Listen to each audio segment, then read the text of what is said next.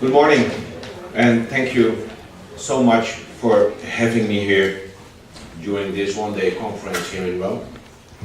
It is a great honor and a great privilege to speak to you on this conference because we are a very tiny little country and we only have one nationwide prosecutor for aviation. So I'm honored to be here and say a few things to you about how we handle with just culture cases. Fred Bijlsma, I'm a senior prosecutor at the Schiphol airport. The left picture is of course the Netherlands, perhaps you know it. It's a very funny country with a big hole of water in the middle, a few islands at the top and a few islands at the bottom. A small part of our country is actually in Germany and Belgium. We call it Limburg, it's Dutch territory.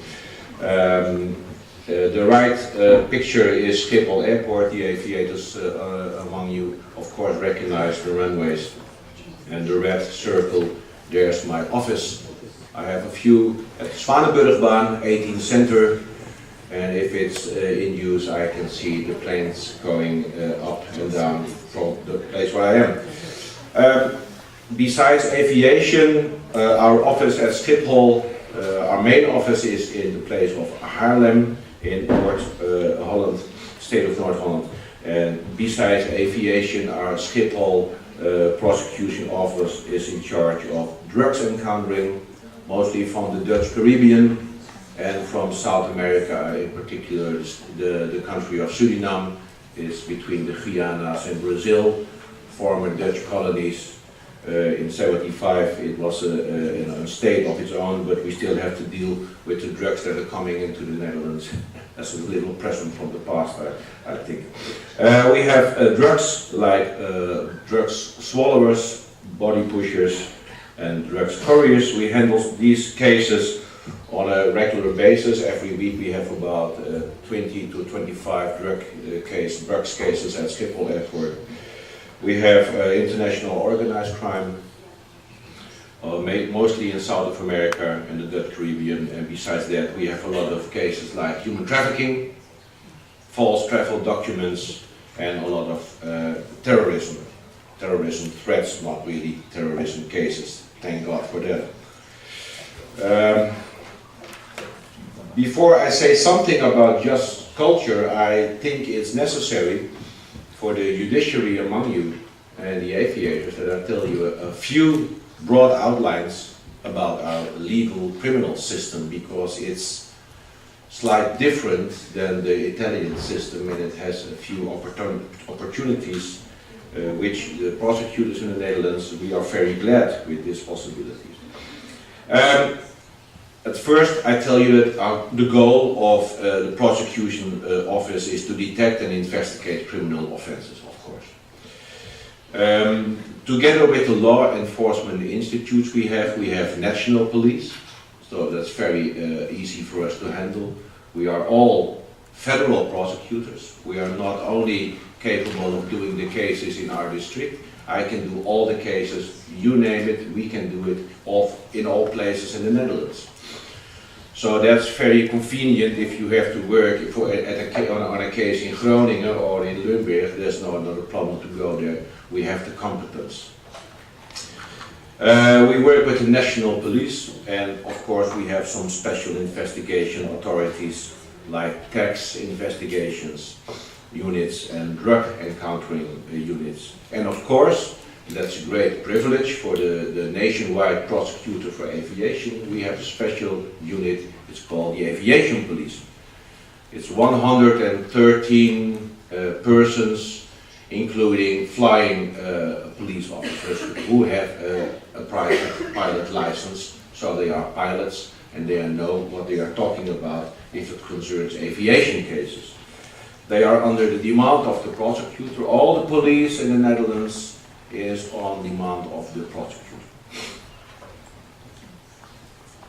After the investigation is completed, the prosecutor has to decide if he is willing to prosecute or not. I'll come back on that one later because that's a very interesting in the Netherlands compared with the Italian system, We don't have to prosecute, but it's an opportunity. I'll tell you about that in a moment. Finally, if a case is brought to court and the judge has sentenced the defendant, the prosecutor office is responsible that all the court's decisions will be executed.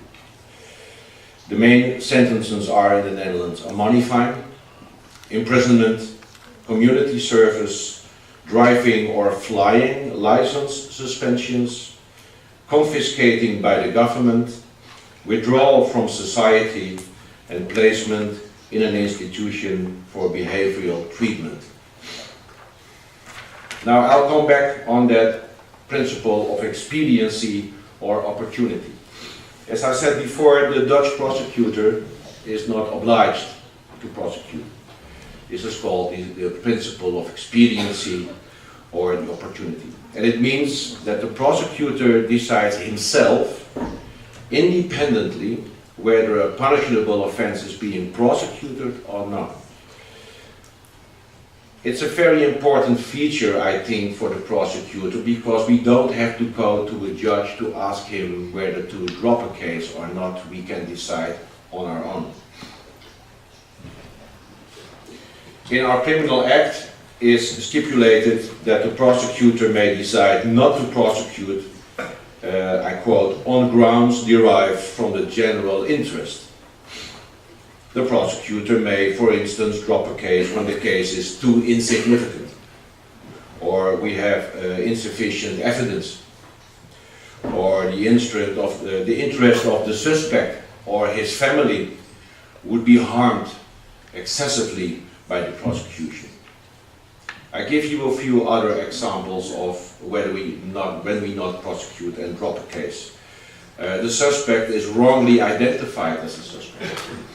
The suspect is too young or too old to prosecute. The fact is perhaps bared by a lapse of time. We have waited too long to prosecute. That happens every now and then. There is insufficient national interest, or other actions prevail, other actions than a criminal investigation. We have cases, a lot of foreign people in the Netherlands who commit crimes and leave the country, and in that kind of cases it's sometimes difficult to find the suspect. We have a file, we started an investigation, we want to prosecute, but we cannot find the suspect. Or the suspect is deceased during the prosecution that happens. Dropping a case is called dismissing a case. And the prosecutor has to make sure that the decision is made, and thereby taking into account the right to complain of the person who made the report. So our system is upside down compared with your system. We can drop a case, and then the relatives or the person who made the complaint can go to a judge. And then the judge can say to us, I want you to prosecute. But in a very small few cases that happens.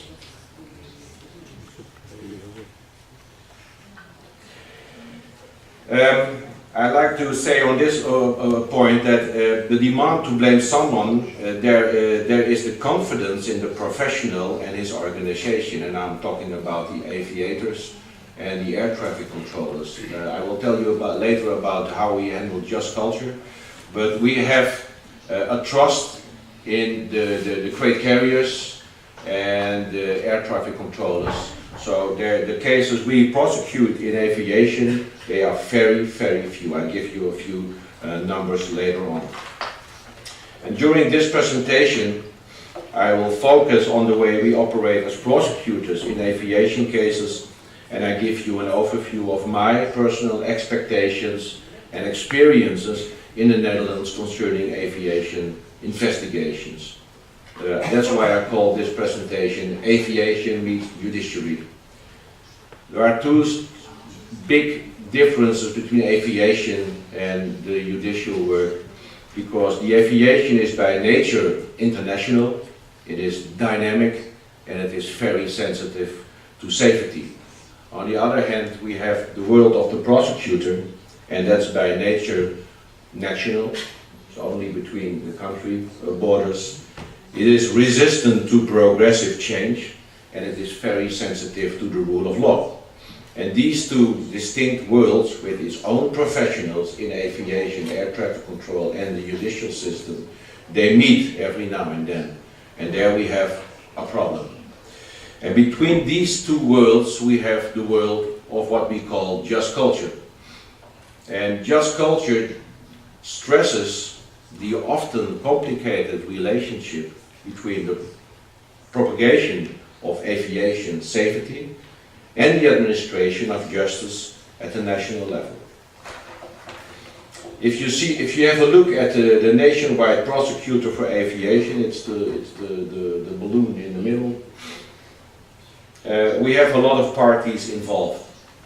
As from January the 1st, 2007, we had a change of law and made a reporting of occurrences under Directive 2003/42 of the European Commission, made it mandatory in the Netherlands. And the objective of this directive is to improve aviation safety by reporting, collecting, storing the critical information and make the analysis. The Civil Aviation on Occurrence Analysis Bureau gives shape to this objective. And then we have the ABL, the Analysis Bureau in the Netherlands. And on the other hand, we have the the Ministry of Infrastructure and Environment. And together with the inspection and the ABL and the aviation police and the prosecutor in the Netherlands, we started a couple of years ago a so-called case study program. We were looking at not real aviation incidents and accidents, and we started to discuss with each other. We did that such in order to promote mutual confidence, but also to learn from the other party and to understand each other and each other's rules that we have. And to have confidence in each other's professionalism and independent role, it's not something natural we have from our own parties involved. In other words, does the public prosecution service accept an aviation sector that looks at judges critically, but also on the other way around, does the aviation sector accept the role of the public prosecution service? And then we have, last but not least, we have the Dutch Safety Board. This board came into being as from February the 1st, 2005, and Roderick mentioned it already. During the Turkish Airlines crash, we had a lot of problems with the Dutch Safety Board. But there is a new chairman at the board. We have other guys in charge at the aviation police. We have another aviation prosecutor, and now we are in a situation that we phone each other up. Roderick said it already. It's very important that you have names and numbers in your telephone. You don't have to come every day on a coffee at my office at the Schiphol airport, but it is very important that when you need each other, you know each other, and you have names and numbers, and you know to find the other guys who are necessary. And we work together. And the basic assumption in the Dutch legislation is that the judicial investigation and the investigation by the Dutch Safety Board into the same incident are on an equal footing. So we are working together instead of that we are fighting with each other. And with regard to the aviation incidents in the Netherlands, in principle, we only investigate cases which where we think there is a serious incident or an almost incident, there has been serious danger, or systematic minor offenses due to design or gross negligence are being prosecuted. In any case, a criminal investigation is being instituted in these situations. I will tell you a little bit more about gross negligence.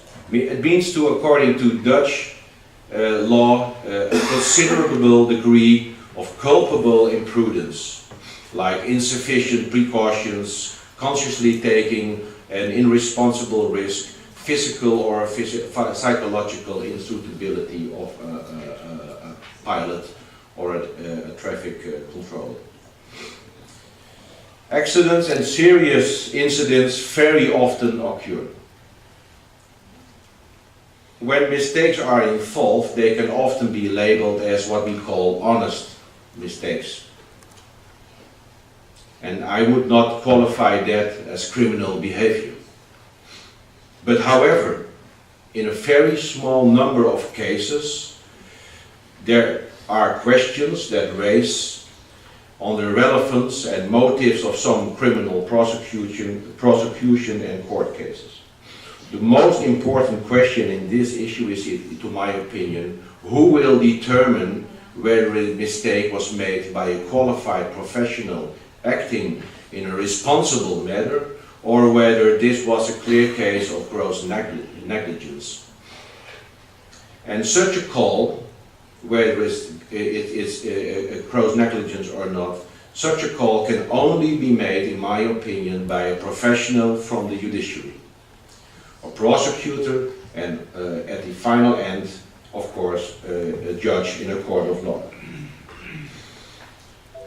It cannot be a chief pilot or a control room supervisor who decides whether it's gross negligence or not. These professionals have to realize that nobody can claim criminal immunity in a civilized country. In the Netherlands, in the end, it is the judge or the court that reviews whether there has been acted in a correct way by the prosecutor. If the court, for example, judges the prosecutor service has decided to prosecute in contravention with an instruction of his own, the court may, as the heaviest penalty, declare that the prosecutor has no case, and the judge can drop the case. Trust. You see at the bottom of this slide, you see the word trust. I think that after entering into force of the reporting of the occurrences in the Civil Aviation Act, we had these so-called case studies. And the most important thing is that we trust each other. I give you, in a few moments, I'll give you an overview of a few recent cases. And we have conversations with the big areas. The prosecution service, my person, I visit KLM, I visit Transavia, I visit Arkefly. They visit our companies, our prosecution office. If there is an occurrence which I have heard of or read it in a newspaper or I saw something on the television, I think this is a very funny thing, this sleeping co-pilot at Transavia, what is this? We had to approach at Schiphol Airport, I read in the newspaper, if they don't call me, sometimes they call me, perhaps before you read it in the newspaper, I think I'll give you this call, no problem. It's important. Look, we are not friends, KLM and I, because KLM today they asked me for a cup of coffee and show me a nice picture about what they did about the head-to-head, and tomorrow KLM is a suspect, or a KLM pilot, or a KLM as a company. Same thing for air traffic control Schiphol. I go to the towers, they let me see what's going on. There we have no secrets, of course we have secrets, but we tell each other a lot of things. But on the other hand, tomorrow air traffic control Schiphol is a suspect, or the air traffic controller. It's a funny thing with air traffic controllers because they are very frightened for the prosecutor. I don't know why, we are very nice persons. I'm not a bad guy. Roderick, am I a bad guy? No. Say no.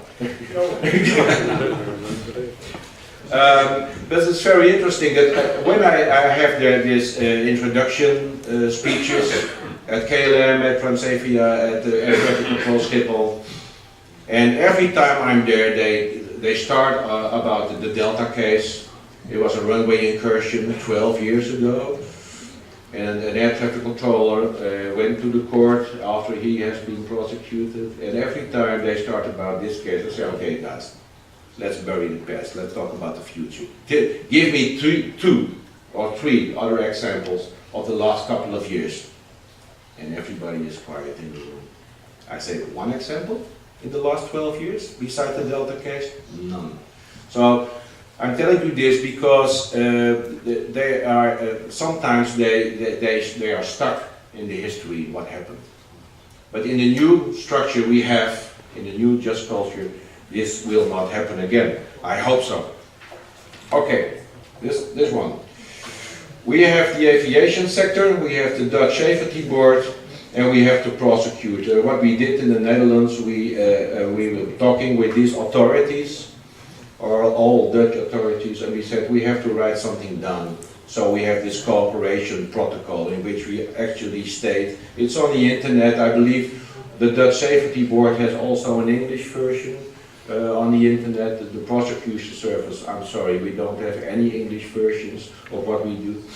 But it stated that there is a cooperation between our authorities.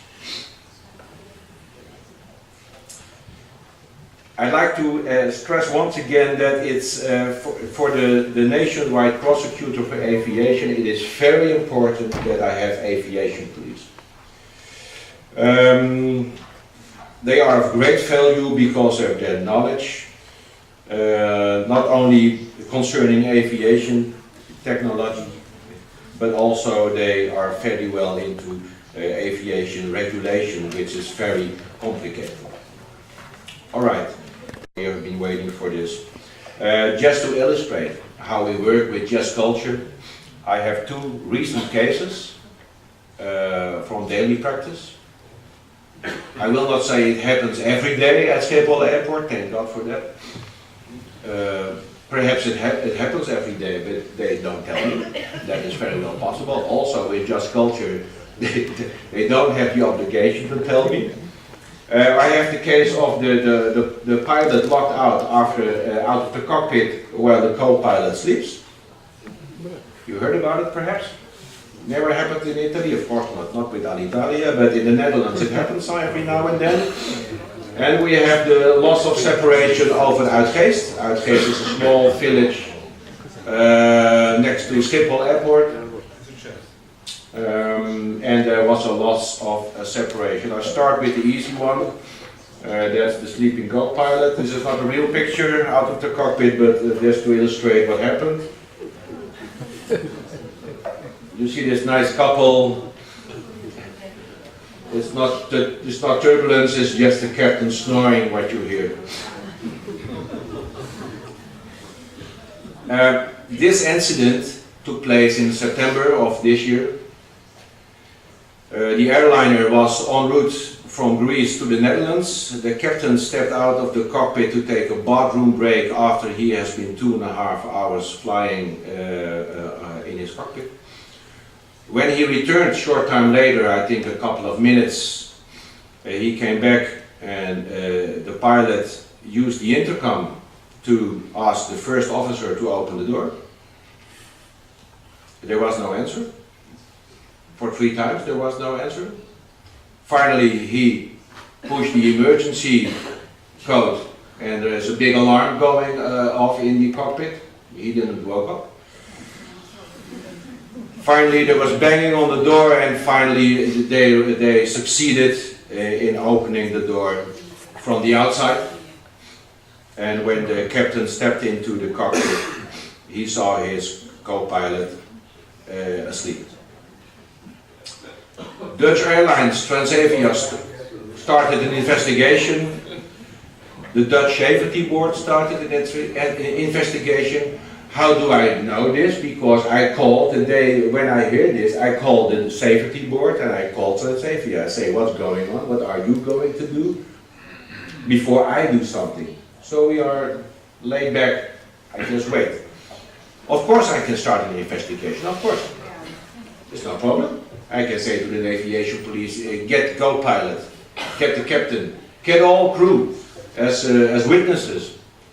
Perhaps the first 6 rows, the business class perhaps. Ask them, all witnesses. I'm going to investigate. I went to Transavia. They said, come over, we want to talk to you. Not to settle the case, we just want to inform you what happened and what we are going to do. They started to monitor this pilot. He was, how do you say that, not fired, but he had a sort of parole. He was at home, not sick, but vacation on expenses of the boss, something like that, right? They started to monitor this guy. They started to monitor his blood, his physical conditions, his mental conditions. They were looking at their own schedules, their flying schedules, because I was thinking, was this guy on drugs? Is he a heavy partier? Was he the evening before and on drugs and alcohol and partying? It was lying, hanging in the lamps, or what was he doing?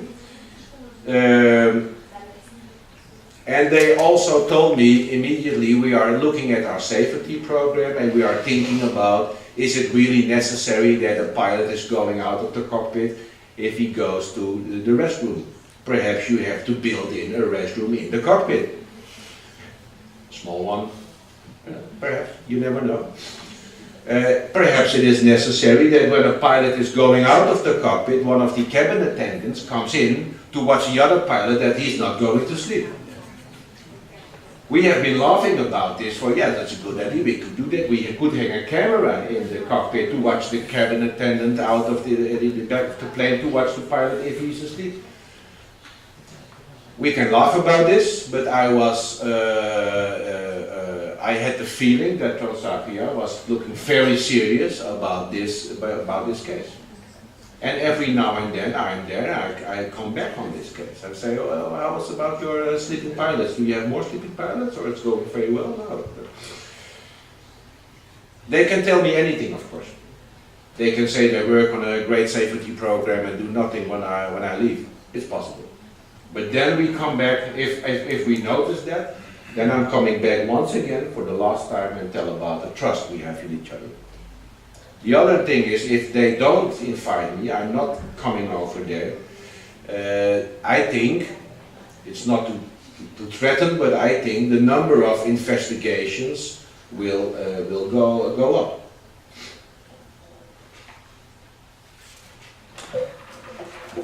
This one, loss of separation over uitgeest, part 1. This is Schiphol Airport. We have 3 parallel runways, positioned from the north to the south, 18 right, 18 center and 18 left. The 2 most westerly runways, 18 right and 18 center, are used simultaneously for incoming traffic. We call them the parallel approaches. And 18 left is used for departing traffic because of infrastructure north of the runway and noise abatement for the nearby city of Aalsmeer. Runway 18 left is not used for landings. It's November the 13th, 2012. The 2 parallel runways were used for approach and landing at Amsterdam Airport Schiphol. It's 18 center and the Polderbaan 18 right. A Boeing 737-800 approaching from the west, and an Airbus A330-200 approaching from the east. They both turned to final at the same altitude. The Boeing aircraft for the approach on runway 18 right, and the Airbus for runway 18 center. While both planes were on final, the distance between the 2 aircraft came below the published separation minimum. We call this a loss of separation between the 2 planes. Shortly after this, the Dutch Air Traffic Control Agency, LVNL Nederland, responsible for air traffic at Schiphol Airport, reported this occurrence to the Dutch Safety Board. There was a big public arousal caused in the Netherlands because we have this hobby controllers in the Netherlands. They watch they have tracking programs on their computers. So you can watch real-time air traffic control at Schiphol. It used to be a delay for 25 minutes, I believe, but nowadays it's real time. You see air traffic control real time. So this hobby, this air traffic controller saw these two planes coming head to head above his house. He has a friend with a newspaper. He said, "You have to come over, I have a nice story for you," and it was in all newspapers. The safety board starts an investigation, and also the air traffic control in the Netherlands starts an investigation. This is for you, just for your information. The separation minima in our regulations is 3 nautical miles between the planes and 1,000 feet in height. The minimum separation, of course you know that, but I have to point it out, is used to make air traffic safer and at the meantime make best use of airspace available. Air traffic control Schiphol is responsible for maintaining minimum safe distances between aircraft under their control. Sorry. The separation, this one, on November 13 started, the situation started where the air traffic control let the aircraft for the approach to 18 scene start its approach at 2,000 feet instead of the usual 3,000 feet. ATC changed the approach altitude because there was on that moment no other traffic on approach from the 18 right. At the time traffic reported for 18 right again, traffic for 18C should have been brought back to 3,000 feet to remain minimum separations. This was not done, causing the distance between two aircrafts on approach to be below minimum. The safety board considers this loss of separation to be an incident, but they also say it could be causing a possible breach in flight safety. So there has something happened there that could cause a problem in safety. The incident shows that deviation from published minima on own initiative brings safety risk. This air traffic controller decided on his own, not without checking his supervisor or anything else, to lower the separation. And the Dutch Safety Board recommends air traffic Schiphol to give extra attention to the circumstances under which air traffic controllers are allowed to deviate from procedures in safety on their own. Well, if you look at this case, I could start, of course, an investigation, but there's a loss of separation.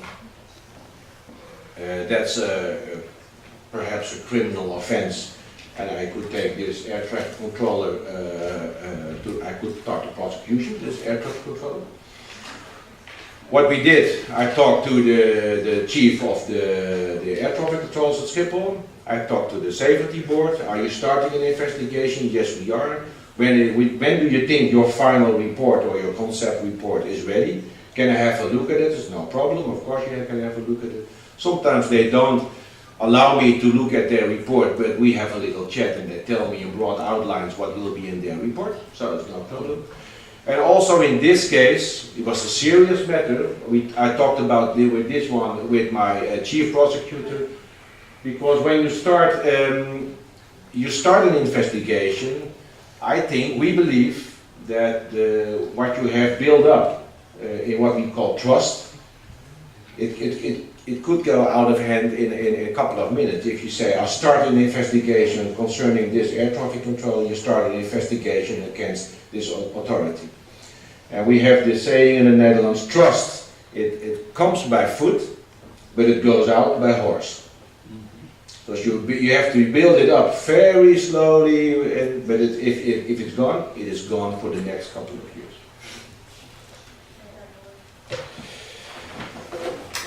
So, I come to a final. If you talk about aviation meets judiciary, I have a few conclusions for you. Perhaps you have to think about it today, maybe some other time. The sheets will be available later. I will send them to the organization. I will send them with the underlying text in English, I'm so sorry, but you can read it back again. I think it's very important that you have to be transparent in what you are doing. You have to be transparent. I tell aviators, I'm now in the safety program with Transavia. Every winter they run their safety program for all the pilots. And the next couple of weeks, I believe the next 7 weeks, I am on every Thursday morning from 10 to 11, I have this small introduction about the aviation and the prosecutor service. Just to tell them they don't have to be afraid that every mistake, honest mistake, will be prosecuted. But also to tell them it is possible, in a few number of cases, that the prosecutor knocks on your door. Transparency, honesty. If you say after consulting your parties involved that you are not going to prosecute, then you must not decide the next day, yes, we are going to prosecute it. So be honest. There has to be an interaction, know your network, know who you have to call if you need some information, and know that they can call you if they want some information. Communicate. Trust, and there has of course to be this balance of interest. Everybody has a different interest, and if you trust each other, sorry, there don't have to be a big problem. I hope that this contribution will be followed elsewhere in Europe. And I do hope that in the end there will be a more specific areas where the application of just culture may lead to an open communication and a balanced weighing of interest. I come to a conclusion once again. I thank you, your organization, for having me here for this invitation. Just like Roderick van Dam, I will give you my best Italian, just to say thank you in your lovely language. Vorrei ringraziare per l'invito e per l'opportunità offertami di poter illustrare il sistema della giustizia penale olandese e il modo nel quale abbiamo deciso di organizzare la tutela degli illecita connessa alla navigazione aerea. Ringrazio. Thank you.